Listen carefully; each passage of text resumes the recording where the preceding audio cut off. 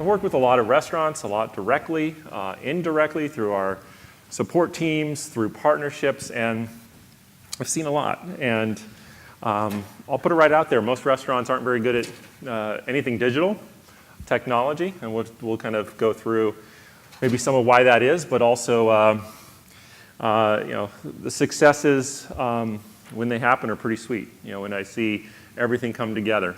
I see a lot of failure too, and I want to just kind of put out there that sometimes easy projects can go horribly wrong, like for reasons that you can't really see coming unless you have some experience with these sorts of things. I've seen very complicated projects go extremely well.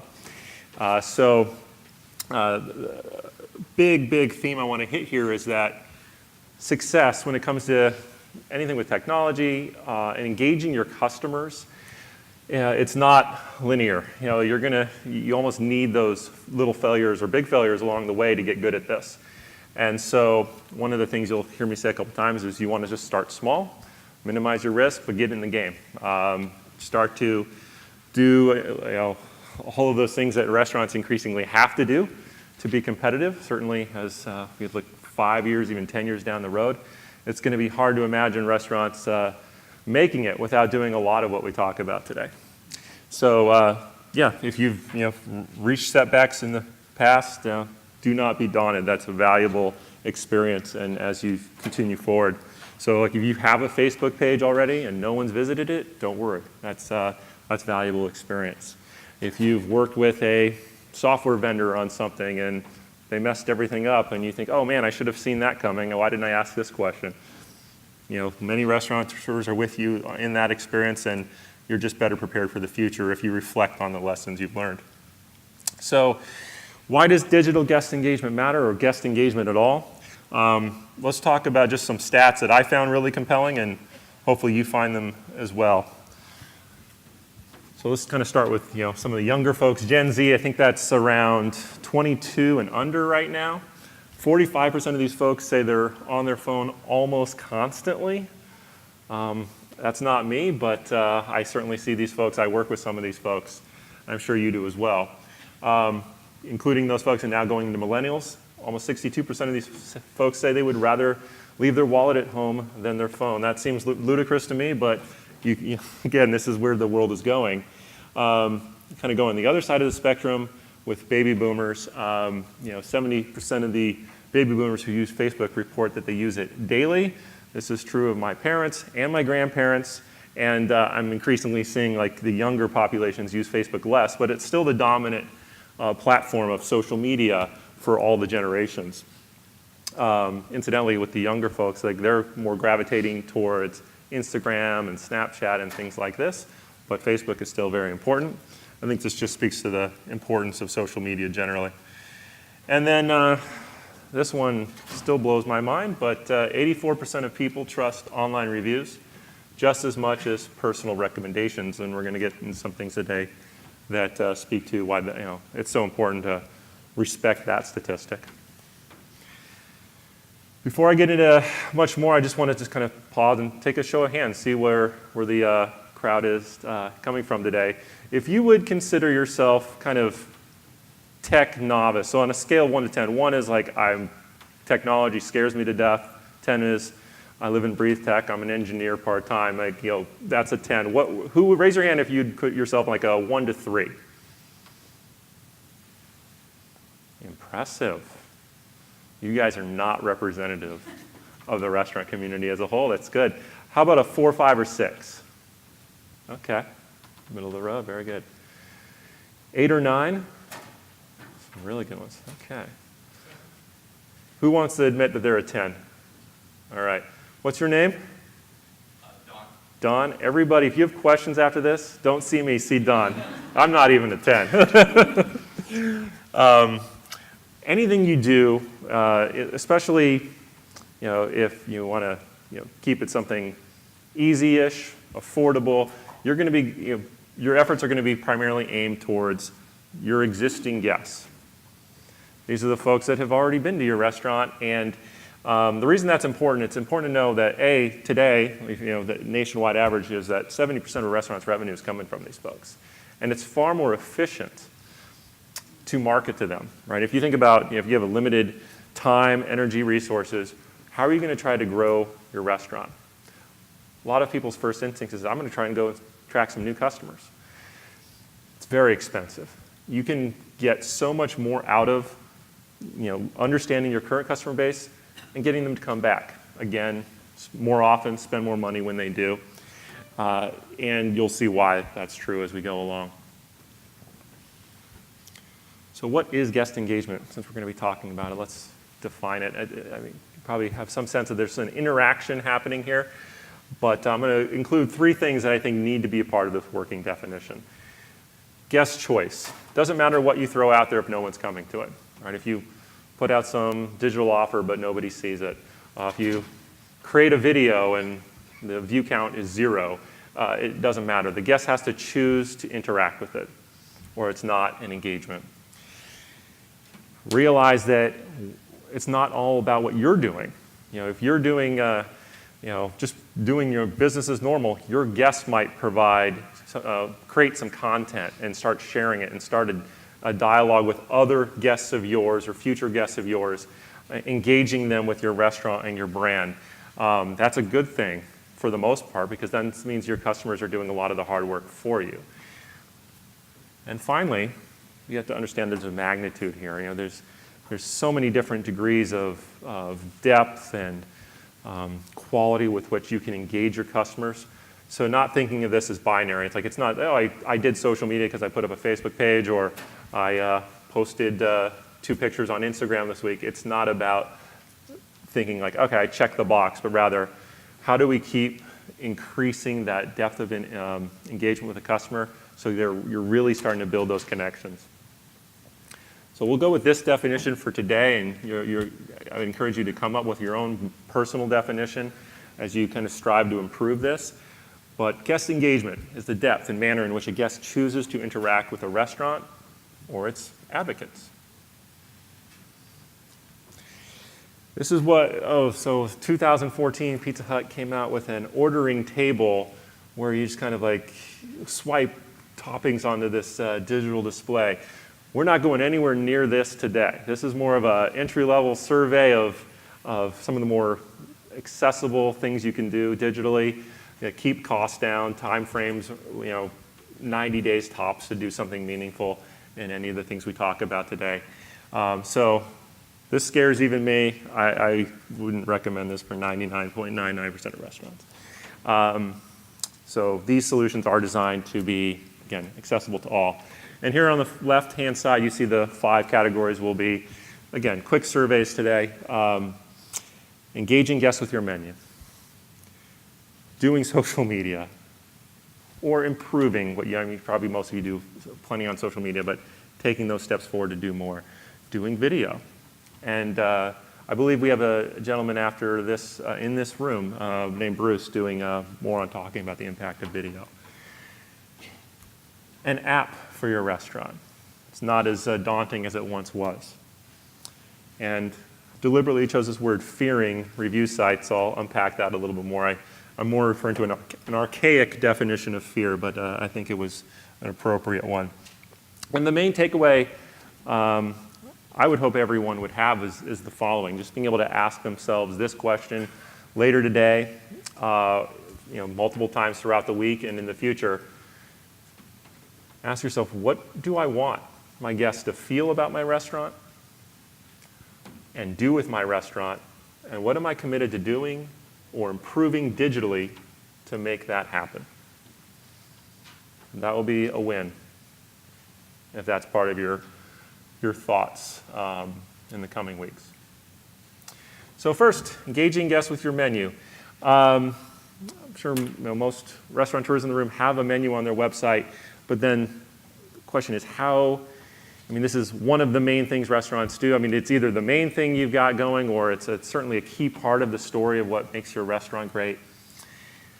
And this one spoke to me when I saw Ironwood, they're actually in Orange County, California. And I thought, wow, that's pretty cool. Big visuals. I showed this to my wife. She said, I want to eat there. It's well, we're not flying across the country for it, but it's it's special. You don't see this all the time. And it goes beyond just the visuals. So one of the things they're doing to engage guests with their menu is, and you can see below, but this is interactive. You can click on these. And as a guest, now you can rate the menu item. Maybe you've been there and you tried that and you want to tell future would-be customers what you thought of it. You can very easily share it on social media. So I thought this was a marvelous example of an engaging menu. But let's say the food isn't what's important. Let's say it's you're more about the feel, like what customers bringing friends and having a good time, watching a game. You can capture that in a picture of your menu items, just maybe a more zoomed out shot, show people having fun. Or if it's more about the beverages, show the beverages, show those cold beers in a nice, beautiful photo. Did some research. It's not expensive to get nice professional photos of your food, your menu items. You certainly might have someone on your team now that's pretty good at that. But doing this is huge. It lets you, for a lot of things, right? It lets you kind of go the last mile with the customer. So many customers will go to a restaurant's website and say, okay, I'm learning about where it is and it looks okay. But then before they really make that decision to come to your restaurant, they're going to Yelp to check it out there. They want to get that social validation, right? You don't have to let the other companies be that kind of that last mile decision for the guests. You can do such a good job on your website or other ways that you're directly engaging with your customers. They will make that decision right then and there to come and visit. And this is part of that.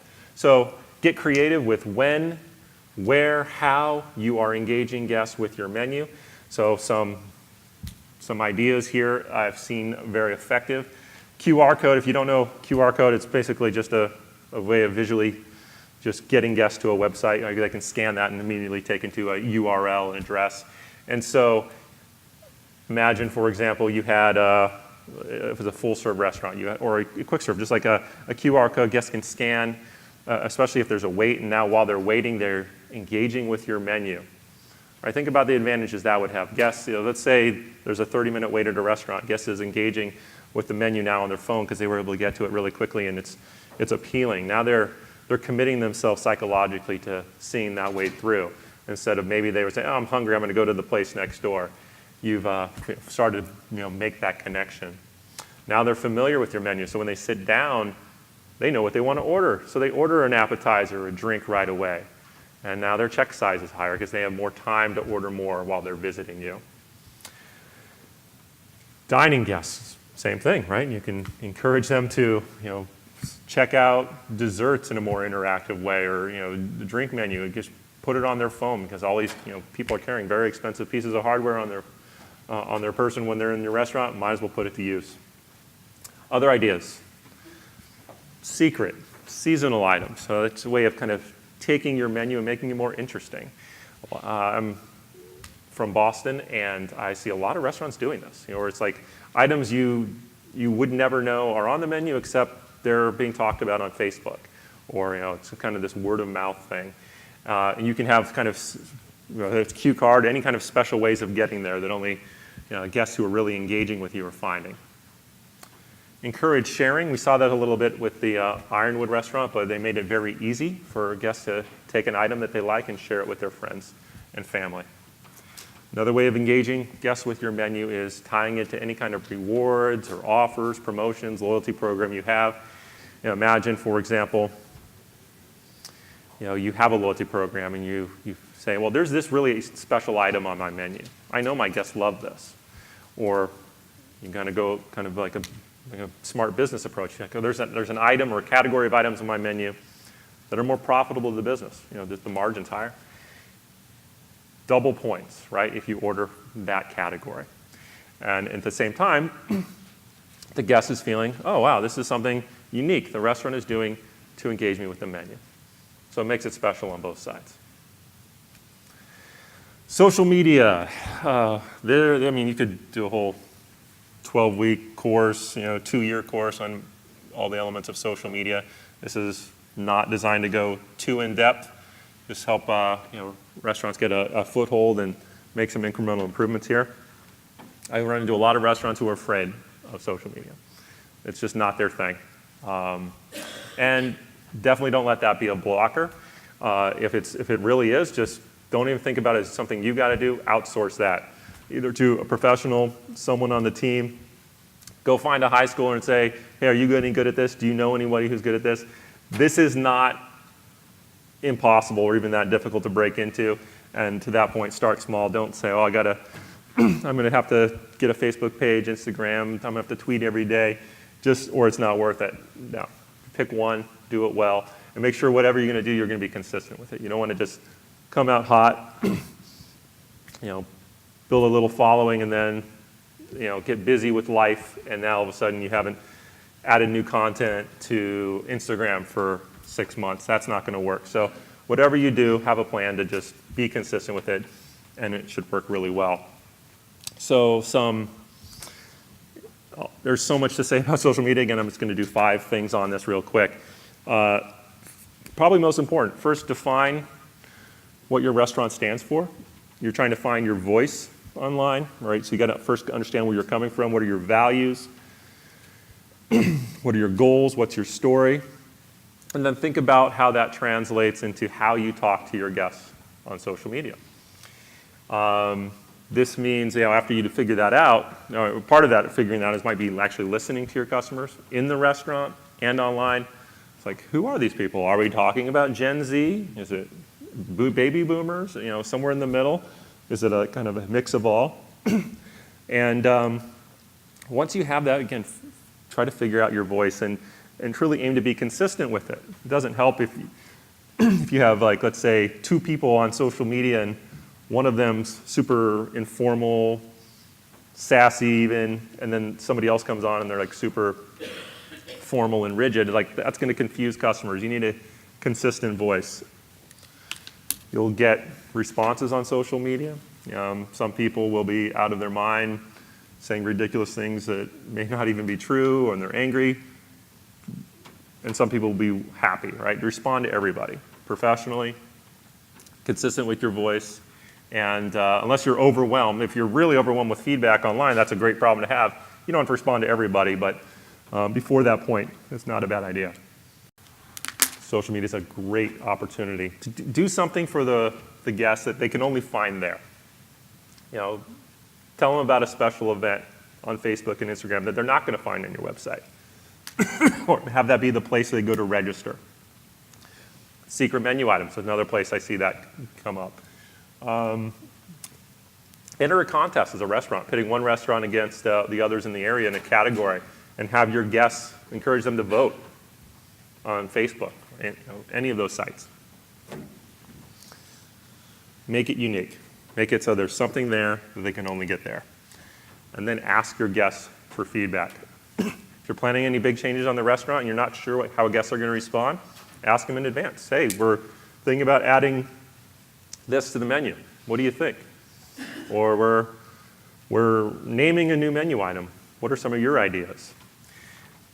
That'll make not only guests feel engaged, but you'll get some really good ideas by going directly to your guests. And then, not as often thought about, but extremely important. If you're going putting the work on social media and you're posting content, think about the time of day, right? This is going to go on guest feed. They're going to get a notification. If you're hitting them with that when they're not receptive to receiving that content, then it's going to fall to the bottom. They're not going to see it. So find that sweet spot for your restaurant when your guests are paying attention online, and then post things there. Some of these sites, Facebook, for example, you can have a scheduled posting. You don't have to just post it whenever you happen to be online. You say, all right, post this at 10 a.m. tomorrow, for example. So every restaurant, every market will vary, but some generalities that came through surveys with marketing professionals were good timing on Instagram might generally be between 10 a.m. and noon, or again between 7 and 9 at night. Facebook is generally good midweek between 1 and 3 p.m., and again at 7 p.m.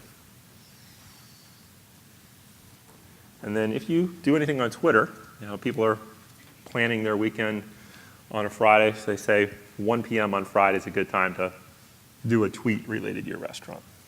Guessing a lot of people in the room will be familiar with these guys.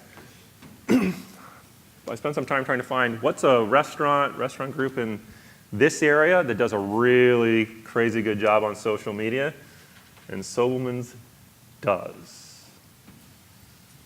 Raise your hand if you're familiar with Sobelman's already. I thought so, okay. Check out what they're doing. I mean, they are everything we talked about, doing that and more. Here's some additional things I saw them doing really well. Great use of pictures and video in all their social media. Very creative promotions relating to sporting events and seasonal events and things they just kind of made up relation to their brand. Just awesome. They really use guest created content well. So again, we talk about there's only so much time in the day, so your guests are doing a lot of the work. Just share what they've created with your community. Speaking of community, they're very involved in the community organizations that they are getting involved in and talking about on their social media sites. And then holidays, they're all over those. Granted, they might have a few more resources to do this than the typical restaurant does, but it's still a good idea of what can be done. All right, third up, video. That's all that image there is designed to reflect. And again, I'm not going to spend too much time because we have a gentleman coming up later. But hopefully this works. We'll at least have an example of one idea for a video that I think is pretty accessible.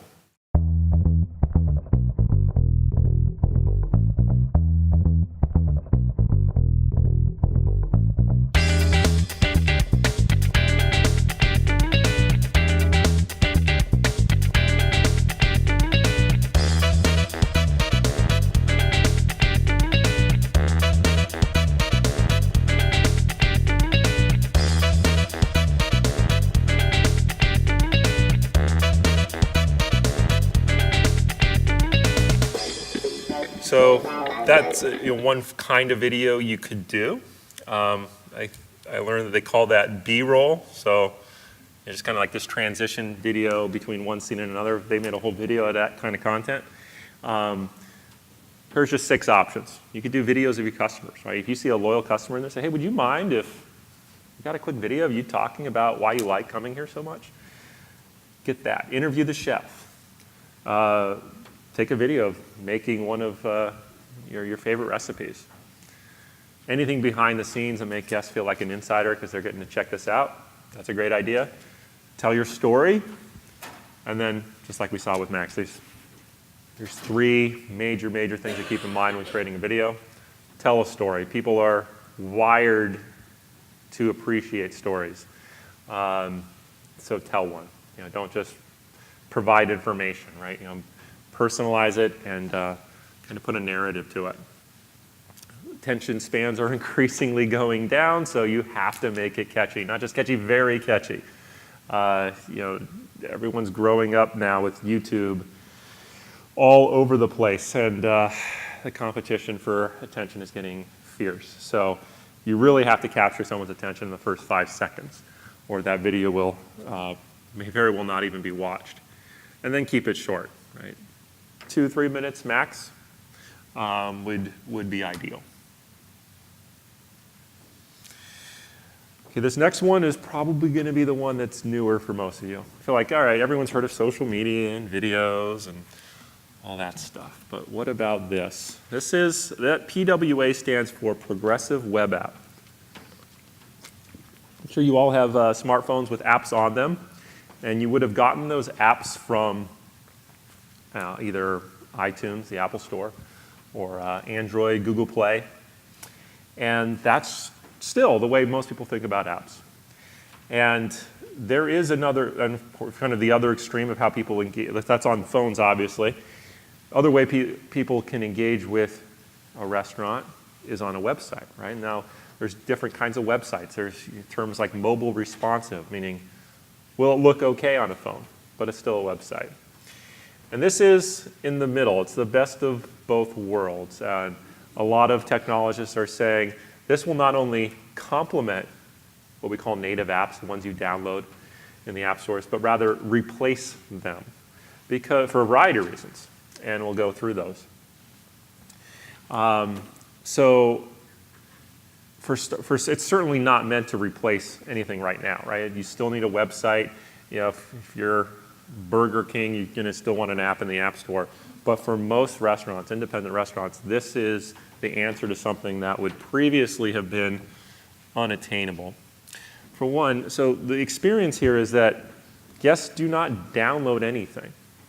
So we call it a Maxis before. Let's just say Maxis wanted to get in the game and start engaging customers better on their phones. Why would they do that? Because they know if guests want to go to a restaurant app on their phones, they're usually going to one of these big companies, right? There's Yelp, and guests think about it in terms of what do they want to do, right? They want to look at a review. Well, there's Yelp. If they want to place an order, maybe they pull up the Grubhub app. If they want a deal, they go to Groupon, et cetera, et cetera. These are billion-plus dollar companies, and those are the ones that have invested in the apps that restaurant guests use on their phones. But Maxi says, hey, I don't like the idea of these other companies owning that direct relationship with my guests. They've got my guests' email, contact information. They're kind of controlling the message, how I'm represented. What can they do? So this lets them not have to have a downloaded app. Think about what would it take for a restaurant you like to get you to download an app? If it's a chain, it's one equation. But if it's just a local spot, that's a tall order, right? There's enough people don't have enough space on their phones. It's already crowded home screen. It's a big ask. And I've seen restaurants do that and do that well, and a good percentage would be 10%. If 10% of your guests downloaded your app as a single location restaurant, that would be amazing. Progressive web apps mean that you don't have to do that. You can just direct guests to a URL. So just like the website, right? You access it through something.com. You might pick something else as a place for your app, like maxis.vip, for example. And that address is where your web app lives. The key, though, is it isn't a website. It's using some of the same technology, but it's a new framework for building apps. It looks like an app, feels like an app, it's interactive like an app, and it's the experience that guests have come to expect on their phone. They'll spend more time there. There's a way of spending money through it. They'll spend more money through it. It just increases that comfort factor. And guests do not have to go through the barriers of downloading anything. They'll just click and they're in. So it's guest friendly. They don't have to do any of those traditional things with apps. And it's low cost to the operator. These things are way, way, way cheaper to build and maintain. Richer engagement I talked about, and it's highly discoverable. No one's going to, especially today, the app stores are so crowded, no one's just going to randomly stumble across it and download it. Whereas if you have a web app, these are things that will come up and pop up in search engines. Same things you're doing for your website, to be discovered are going to help help a web app be discovered. And so you can start to think, well, gosh, if those traditional barriers are gone, if I have an app that does anything significant that guests care about, it'll get great adoption. So I've seen restaurants out there that will have 30-40% of their customers consistently use their web app, and that's, in my mind, game-changing. So you're going to hear more about this over the next several years as this technology becomes the forefront, especially for small businesses, a means of engaging customers. And last but not least, what fear review sites is. So I talk to a lot of restaurants that say they hate Yelp. And I think that's wasted energy. Why spend any energy hating Yelp? And if they've been unkind to a restaurant, I've read this horror stories and heard them from restaurants firsthand. But it's not the right way to think about it. Hate it or love it, right? It's just, I think the more appropriate kind of approach is awe, respect, understanding that this is a powerful thing, and it needs to be treated as such. And Yelp's not alone, right? So I just put up these figures to impress upon you that they are big companies and they're not going away. The monthly active users is profound, right? There's only, I don't know, 300 and something million people in the United States, and we have a significant proportion of that number listed as active monthly users for these platforms. And the number's going up. So treat them as powerful things, and whether you like them or hate them, if they're helping your business or not, treat them with seriousness. And I just pulled some local restaurants from Yelp, just did some counting. So that just if you add up the top 20 restaurants in Milwaukee, you get 13,924 Yelp reviews. That's a lot. 121 restaurants with over 200 reviews. It's pretty good. This is a strong market for Yelp. Needs to be taken seriously. There's some more evidence of that. Review Tracker study showed that more than 1 in 3 guests wouldn't eat at a restaurant that had below 4 stars, if they hadn't been there before, right, as a means of discovery and trying a new restaurant. It's crazy. Harvard Business Review study showed that a 1-star improvement can increase revenue by 9% or more. That's particularly true of independent restaurants that don't have like chain budgets for marketing. And even a 1/2-star improvement makes it 30 to 49% more likely that a restaurant will sell out its seats during peak hours. I think they did that test particularly because it was more easy to measure, but that one came out of Berkeley, California. So these review sites matter a lot.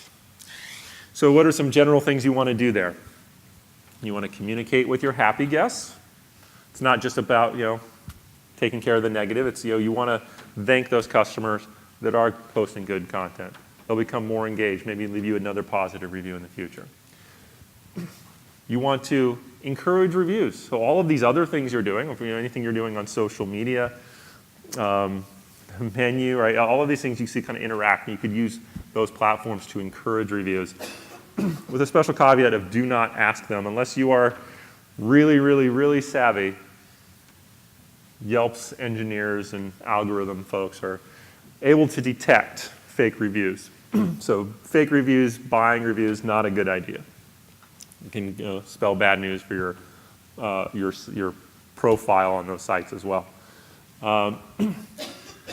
Look at your reviews, right? If you see one that's fake, this happens, right? Ex-employee, angry, wants to take it out on you, fake review. Competitor, thinking it's going to be good for them business to take you down, fake review. Flag those, and again, those same things that would make it impossible, or nearly so, for you to boost your business with fake reviews. Works in your favor is, Yelp can now, for example, just investigate those and take those off. No one has time to check in every day on this, so just set up an alert so you're aware when a review comes in, so you don't have to go, crazy every day just to check. And then, of course, special category, manage those negative reviews. Make it right with the customers that aren't happy. At least reach out to them so everyone else sees that you care and you're responding. And the nature of the responses should be informative and professional. Again, you don't have to respond to everybody, but show that you have a consistent voice on those review sites as well as on social media. I think a word that popped in mind with review sites is vigilance. It is so influential, right? Both upside and downside as your reputation goes. So just take really good care of it and be mindful of how you can constantly improve it. So putting this all together, some practical steps. First, evaluate where you are now, right? What are you really interested in doing? That's a good thing to go by, in terms of the next step, where are you going to make those investments of time and money? What are you interested in doing? What do you think your guests would like to see? What would they want? Are your customers on social media? Which platforms are they most engaged in? If you have a younger audience, does that app thing really might make sense to put some power in their hands and new ways of engaging with the restaurant? And just as importantly, what talents and resources do you have now to work with? You've got someone that's really awesome with video, that's a huge asset. Use it. If you've got someone who's passionate about social media, give them the keys to the car and let them drive it. So do that kind of personal evaluation and like organizational evaluation. Then plan. Set a goal, a timeline around it. Who's involved? Set responsibilities for each party. And evaluate some options, right? Don't think, all right, I'm just going to jump right into this one thing. What are some different ways you can go with this? And then finally, you want to act, right? You want to just actually get started. Take those steps every day, towards the goal. And I'm a big believer in using your calendar as a tool, right? I would see it from the other side. I'll be working with restaurants who are so gung-ho about a project, and then they'll disappear for 3 weeks, and they come back and say, oh, it got really busy. It's like, well, that just hurts everybody, right? Make sure you don't lose steam on your initiatives. These things are impactful, and it's so easy to let the day-to-day consume you if you don't actually block out time for it. And then after you've seen success with any of these initiatives, systematize that. How do we make this a recurring behavior in the organization where we try new things to digitally engage the guests, improve on the things we're doing? So ideas and just general strategies to make this more likely to happen. Start small. Don't take on too much at once. Expect that it's going to be harder than you think. Not impossible, not too hard, but harder than you think, so you want to start small. Involve others, not just for their talents or their time that they have available, but also for accountability, right? Find someone whose opinion you respect, and it really matters to you what they think about you. Tell them what you're doing, right? So now they'll hold you accountable to seeing an initiative through. Something I do on my team and my company is defining wins. Like, what does a good day look like? What's the thing you've got to get done today, or for the week, for the month? Define those wins in the context of these projects in advance.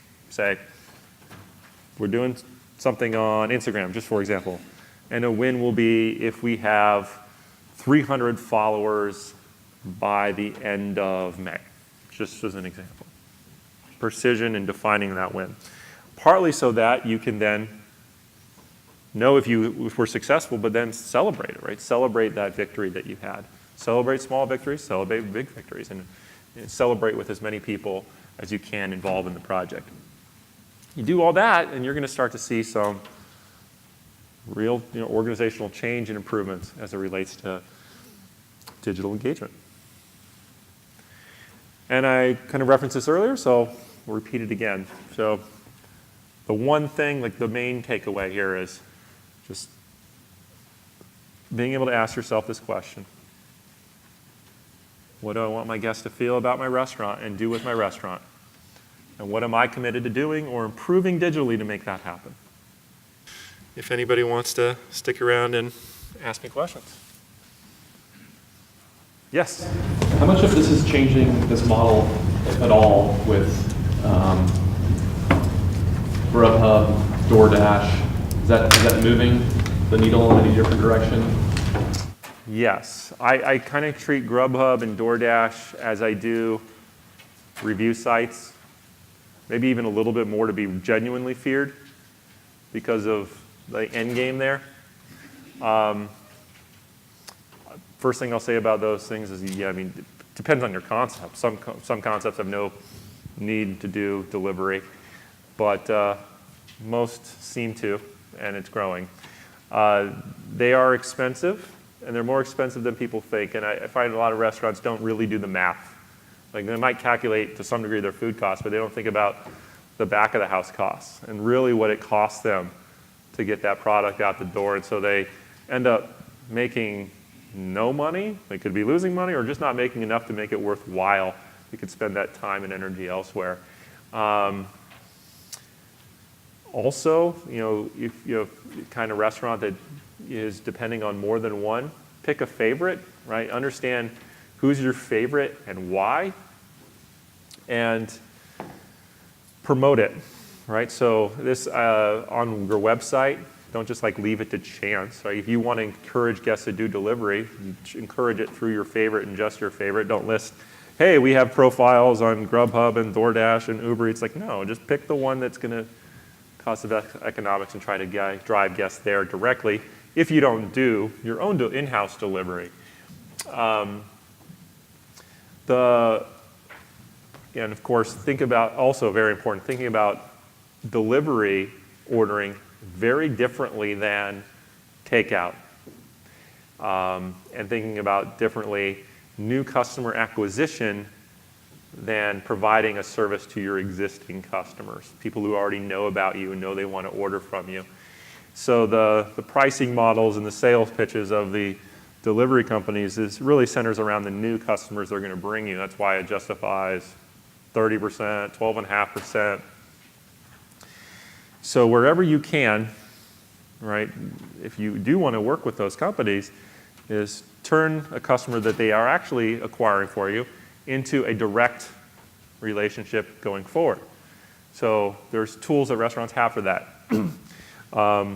First of all, takeout.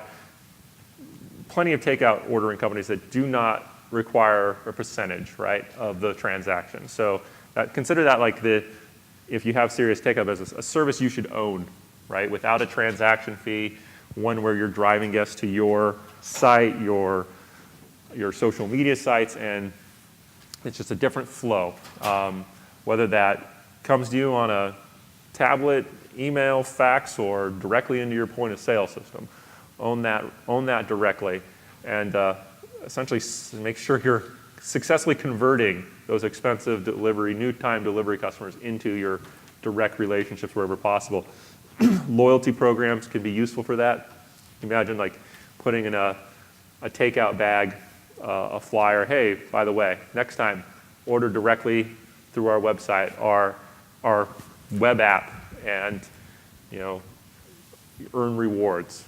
Now guests have an additional incentive to break the habit that they might actually have with Grubhub, for example, and form a new one, going directly to you. So if you, for example, had an app where guests can do a convenient online order on their phone, but now that app has more kind of power because it has a rewards program in it, or let's say you had a way of getting a table in a full-serve restaurant, joining a wait list, or viewing the menu, special events, buying gift cards, anything you would ever want to do as a guest with a restaurant, if you can do it in one place, that adds to that as a powerful vehicle for converting guests from delivery platforms and breaking those powerful habits that people have. Did that answer the question? All right. Any other questions? Yes, sir. You're talking about the PWAs? Yeah. I'm a little unclear as to exactly what that is. You said it's a URL, but you also said it's not a web page. So what is it really? Is it just something more like a web page, but with more behind the scenes data connections, where maybe you got a SQL database so you recognize the username and maybe preferences or something like that? I think the meat of it is definitely behind the scenes. From a guest perspective, they're accessing it like they would a website. It's a link, which gives it the advantage of being able to be promoted digitally very easily, right? Because a click from anywhere, it can be promoted, can bring a guest right there.